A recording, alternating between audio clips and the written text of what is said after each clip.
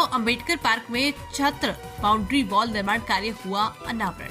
आपको बता दें कि अमरोहा शहर के मोहल्ला छीबड़ा में स्थित बाबा साहिब डॉक्टर भीमराव अंबेडकर पार्क में छत्र बाउंड्री वॉल निर्माण कार्य का अनावरण किया गया। इस दौरान नगर पालिका द्वारा कराए गए अंबेडकर पार्क में कार्य से लोगों के अंदर खुशी का माहौल देखने को मिला है।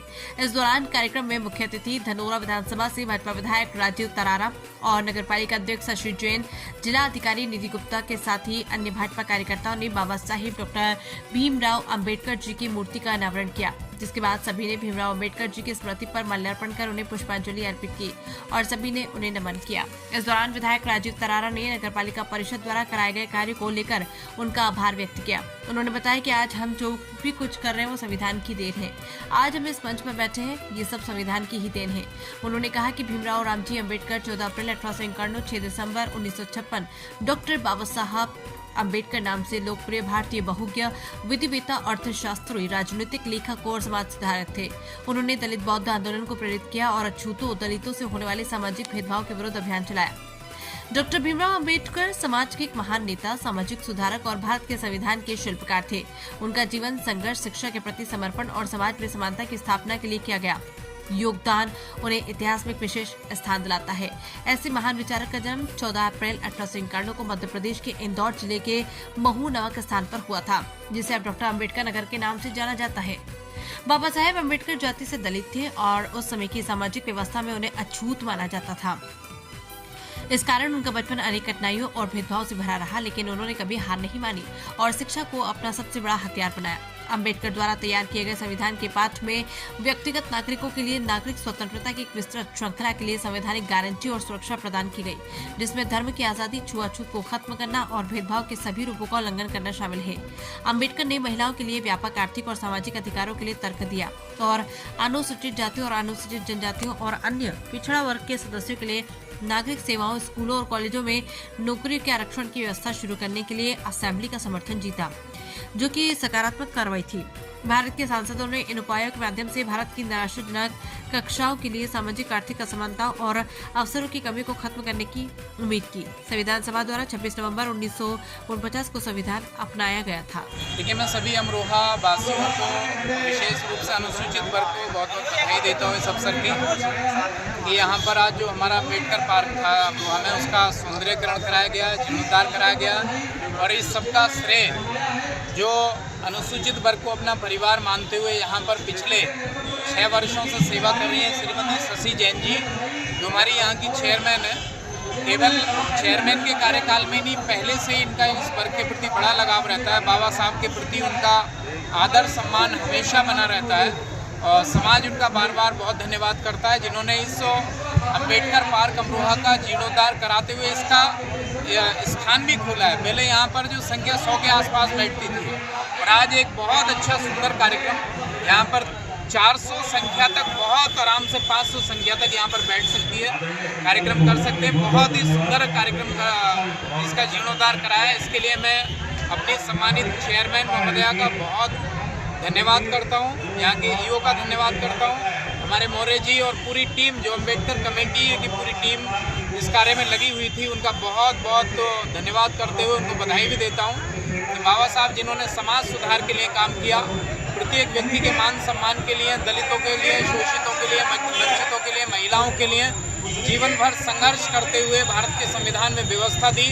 उसी के अनुसार हमारे देश के प्रधानमंत्री और उत्तर प्रदेश के माननीय मुख्यमंत्री जी दोनों सरकारों को चला रहे हैं। सबका साथ, सबका विकास, सबका विश्वास और सबके प्रयास द्वारा केंद्र और राज्य की दोनों सरकारों का यदि लाभ मिल रहा है तो बाबा साहब के बनाए संविधान के अनुसार ही इस देश को जो दोनों हमारे महान आत्माएं, महापुरुष दोनों चला रहे हैं, उनके कारण मिल रहा है। मैं उनका बहुत धन्यवाद करता हूं जो समाज के प्रति अपना लगाव रखते हैं और बिना भेदभाव के सभी कार्य कराए जा रहे हैं। चेयरमैन मैडम को बहुत बहुत बधाई, बहुत शुभकामनाएं, बहुत धन्यवाद। हरि सिंह मौर्य जी, चेयरमैन मैडम और सम्मानित मंच पर उपस्थित अन्य जनप्रतिनिधिगण, सर्वप्रथम यहाँ पर नगर पालिका द्वारा जो ये जीर्णोद्धार हुआ है, बाउंड्री वॉल का निर्माण करना, और ये परंतु अब जब हम देखते हैं बिफोर और आफ्टर, पहले और आज की स्थिति जमीन आसमान का अंतर है। और ये यहाँ पर नहीं, मुझे लगता है शहर के हर एक कोने में कोई एक ऐसी जगह नहीं है जहाँ पे नगर पालिका ने उसको संज्ञान ना लिया हो और छुआ नहीं हो। तो उसके लिए नगर पालिका और नगर पालिका की अध्यक्षा उन दोनों बधाई के पात्र हैं। सबसे अच्छी बात इस ब्यूटिफिकेशन काम में ये होती है कि उसको एक तो मेंटेन किया जाए, और जो रैंकिंग होती है, भारत सरकार अलग अलग टाइम पे अलग अलग रैंकिंग निकालती है, स्वच्छ सर्वेक्षण होता है, तो स्वच्छ सर्वेक्षण में भी नगर पालिका अमरोहा प्रथम आई है, इसके लिए भी बहुत बहुत बधाई। स्वच्छ सर्वेक्षण की जो बधाई है वो खास तौर पे यहाँ के सफाई मित्रों को मैं देना चाहूँगी, अगर वो यहाँ पे उपस्थित हैं या फिर इस मंच से मेरी आवाज़ अगर उन तक पहुँच पा रही है, उनको बहुत बहुत बधाई, क्योंकि बिना आपके ये स्वच्छ सर्वेक्षण और नगर की सफाई ये पॉसिबल नहीं था। तो आप शॉर्ट में ही रखेंगे आज का जो भी उद्बोधन है, बट एक चीज़ बस मैं बोलना चाहूँगी, देखिए शिक्षा एक ऐसा अस्त्र है जिससे कोई भी व्यक्ति, चाहे हम आर्थिक तौर पे देखें, चाहे सामाजिक तौर पे देखें, चाहे राजनीतिक तौर पे देखें, शिक्षा एक ऐसा अस्त्र है जिससे वो व्यक्ति ऊंचाइयों तक पहुंचता है। तो मैं यहाँ पर जो बाबा ने एक शिक्षा का मूल मंत्र दिया था, वो सभी लोगों में बोलना चाहूँगी कि शिक्षित स्वयं भी होइए, आने वाली पीढ़ी को भी करिए, और अगर कोई बेटी आपके घर में बहू बन के आती है, अगर वो शिक्षित नहीं है, तो सरकार के द्वारा वोकेशनल एजुकेशन भी दी जाती है, उसके माध्यम से उसको शिक्षित करिए।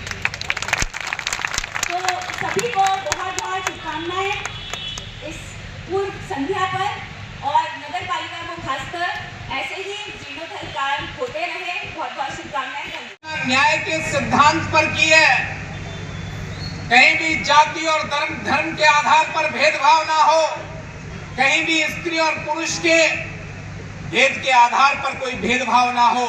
उन्होंने समान रूप से विभिन्न क्षेत्रों में हमारे देशवासी बढ़े और इस देश को आगे बढ़ाने में अपना योगदान दें, ऐसी व्यवस्था उन्होंने भारत के संविधान में दी है।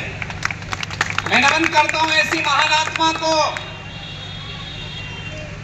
ये सम्मानित मंच पर जो बहुत सारे जन बैठे हुए हैं, यदि बाबा साहब का संविधान नहीं होता तो शायद हम लोग भी यहाँ मंच से नहीं बोल रहे होते और ये मंच भी इस तरह से सजा नहीं होता। डॉक्टर भीमराव अम्बेडकर जी के बनाए संविधान के कारण ही अभी तो देश के प्रधानमंत्री जी ने जब 26 मई 2014 को प्रधानमंत्री के रूप में शपथ ली, तो उन्होंने कहा था कि यदि मैं प्रधानमंत्री बनाऊं, मेरी माँ ने बचपन में दूसरों के घर में चौका बर्तन करके और मैंने चाय बेच करके अपने जीवन का यापन किया है। यदि बाबा साहब का संविधान नहीं होता, बाबा साहब के संविधान में व्यवस्था नहीं होती, तो आज देश का प्रधानमंत्री नरेंद्र मोदी जी नहीं होते, ऐसा उन्होंने कहा था। इस देश के राष्ट्रपति के महामहिम राष्ट्रपति के पद पर एक अनुसूचित जनजाति की महिला आज उस पद को सुशोभित कर रही है, तो बाबा साहब के बनाए संविधान के कारण कर रही है।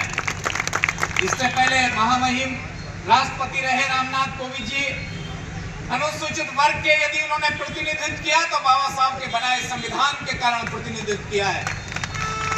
आज हम उस महान आत्मा को भी याद कर लेते हैं, महात्मा ज्योतिबा फूले जी ने, जिन्होंने समाज सुधार के लिए अपना पूरा जीवन लगा दिया, समाज में समरसता के लिए पूरा जीवन लगा दिया, और अपनी पत्नी को सबसे पहले शिक्षित बनके कि महिला शिक्षा को भी आगे बढ़ाना चाहिए, महिलाओं को भी देश के लिए उन्नति और उत्थान के लिए योगदान दें, इसलिए अपनी पत्नी को शिक्षित बना करके उनको शिक्षिका के रूप में प्रस्तुत किया। उन्होंने शिक्षा देने का कार्य किया। समाज के बहुत सारे लोग कीचड़ उछालते थे, और मुझे अटल जी की वो पंक्तियां याद आती हैं, पुष्प कंटकों में खिलते हैं, दीप अंधेरों में जलते हैं। आज नहीं प्रहलाद युगों से पीड़ाओं में ही पलते हैं, नहीं यातनाओं के बल पर भावनाएं दबती हैं, चिता होलिका की जलती है, अन्यायी कर ही मलते हैं। ऐसे समय में महात्मा ज्योतिबा